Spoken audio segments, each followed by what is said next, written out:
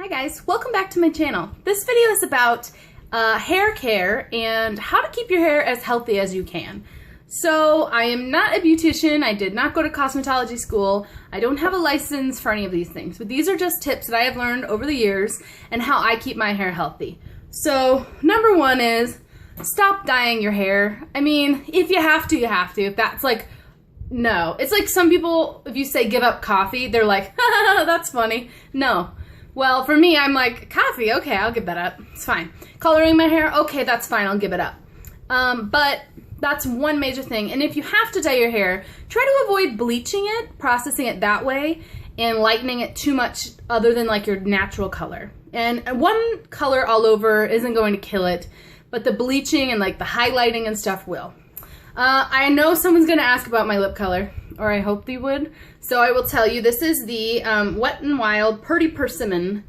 And boy, oh boy, is this thing orange. It is orange, but I love it, so why not? Okay, so anyway, to keep your hair looking healthy, one thing that I like to do is only wash my hair every 3 days. If you can go every 4 to 5 days, that's great.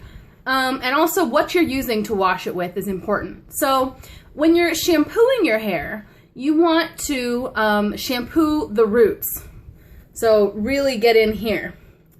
But conditioner is made mostly for the ends of your hair to help them and make the cuticle go down and make it smooth and silky and prevent split ends and to keep them from getting dry and add moisture to your hair.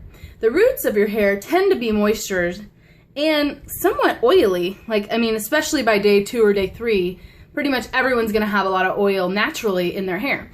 But, so if you concentrate your shampooing on the roots and just barely brush it on the bottoms of your hair, that's going to help because the bottom of your hair is already dry enough. Adding all that shampoo is only gonna dry it out more.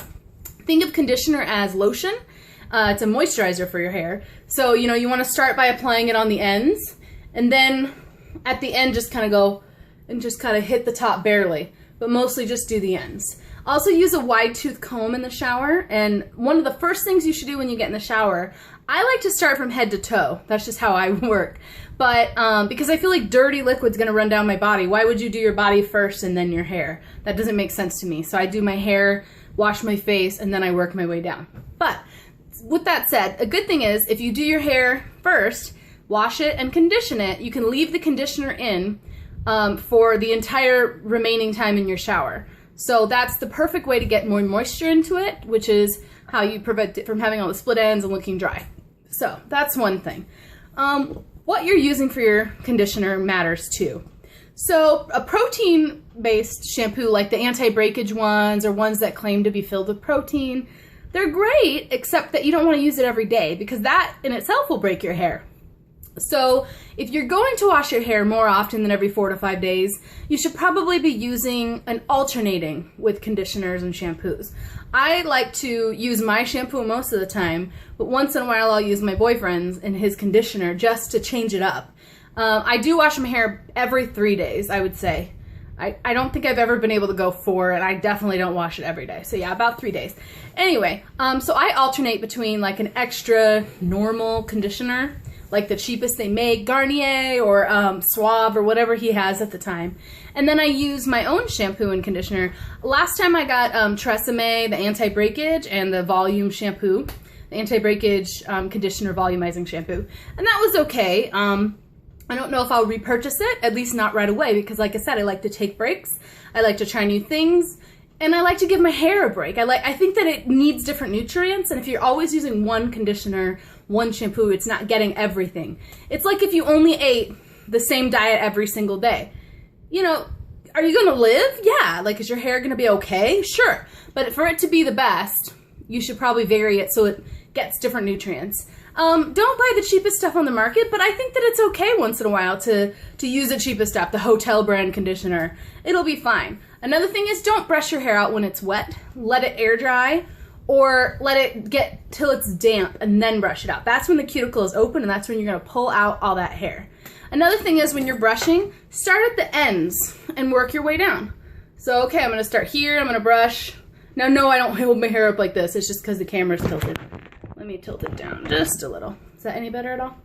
So I would start at the bottom, and then once I have the bottoms detangled, then I move to the center, and then I start at the top. I never go the first time through. Always start at the bottom and then work your way up. So anyway, my hair was already detangled, so I knew I could do that. But another thing is, you definitely want to apply a leave-in conditioner, a leave-in treatment occasionally. Maybe that's for you, that's once a month. Maybe that's once a week, depending on how dry your hair is. If you have curly hair, argan oil, Moroccan oil, they can be great in your hair. I think argan oil is also really good for your skin, but they make Moroccan oil treatments for your hair. Some are better than others, some are leave-in treatments, some are just like in your shampoo. They infuse it with these oils that are supposed to help. Another thing is to take a multivitamin and eat a good diet, a clean diet filled with fruits and vegetables. Your body is a sign of everything you're taking in. It's what you're going to get out of it. So if you're eating crap, your skin might look dull, you might feel like crap, no energy, your nails are gonna break and be crap, and your hair is gonna look like crap. So just eat a clean diet, or at least try to start incorporating one more fruit and vegetable every single day. Another thing, drink lots of water. That's great for your skin. You won't regret it. I mean, it's a good thing. You might regret it if you have to run to the bathroom every hour, but whatever.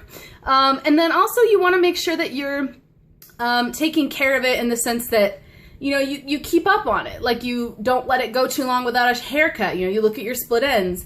I like to go every 6 to 8 weeks. I know a lot of women with long hair want to keep their hair long, so they don't go that often. Your hair should grow about 1 inch every month. It can be anywhere from ½ an inch to 2 inches a month, just depends on how your hair grows. So if you go every 2 months and you get 2 inches cut off, you're never going to grow your hair. Or you'll grow about ½ an inch every 2 months. I mean, it's not a significant amount. So what I do, like I got a haircut today and you can't tell, I went in and I said, take off what you need to. And she said, okay. Now I have no layers in my hair at all whatsoever. It's all the same length. I do have a few shorter ones around the face, but that's just because I have some breakage and stuff, but I'm working on it. I haven't colored my hair in about 1.5 years, so I think it's about here now with the real natural hair. So my natural hair, do you see how nice and shiny it is and normal? And then this part looks a little fuzzy. And that's just hair dye. So you might be surprised at how healthy your hair is if you don't dye it. And there's one more thing that you can do. This one, it could be highly controversial, but it is to take a prenatal vitamin for women. It might not be recommended by your doctor, so I could definitely recommend to maybe check with them, it might be a good idea. But if you're planning on getting pregnant anyway, this is a good idea. Helps your hair grow, helps keep your hair strong, it helps your nails grow strong. They can make you a little nauseous, they can be hard on your stomach, but if you're really concerned with it, maybe take it every other day, or take it once a week, or take it for 2 weeks straight and then stop. Just see if these kinds of things make a difference in your hair. If you're watching this, you're probably already concerned with your hair, so might not be a bad idea to try. Just check with your doctor the next time you go to the OBGYN, next time you go to a regular doctor, just be like, so if I were to start taking it and I'm not planning on having a baby, would that be a problem? Chances are their answer is going to be, no, it's just a vitamin, it's got a lot of stuff. And many vitamins, if you don't need it, your body will dispose of it. There is a way, of course you can get toxic levels of things that your body does not dispose of, but for many things that are in the prenatal vitamin, if your body doesn't need it, it will get rid of it. Let's see. I think that's it. So, if you guys have any questions, comments, ooh, I do have something. So if you're going 4 to 5 days without washing your hair, you're gonna need some kind of a dry shampoo. So I really recommend the Big Sexy Hair Dry Shampoo. There's lots of brands, but try to get, maybe not that one, but try to get as natural as you can. You wanna get something that's more earth-made than man-made if possible. Something with some natural oils, something with infused with natural scents instead of chemically man-made ones. And also the products you use, you definitely want to be using a leave-in conditioner once in a while. You want to be using, even if you do it on like Saturday nights when you're not going anywhere Sunday morning, you want to be using a heat protectant spray when you're styling your hair. Try not to style your hair as often. If you're doing it, if you're showering every, let's say 3.5 days, you should only be styling your hair with heat 2 times a week. And then if you're going to style your hair, don't leave the hot iron on the hair longer than you need to, and turn the temperature down as low as you can to get the desired finish without frying your hair. So if you're a curling iron that has 10 levels and you feel like, I always turn it up to 10, I don't have time to sit there and wait, it might be better to turn it on to level 5 and leave it on for an extra second, and it might give you the same result. All right. Is that it? I think that is it. Okay, guys, if you have any questions or other recommendations, leave them below, and I'm sure other people would love to read them. Thanks for watching, and don't forget to subscribe. Bye.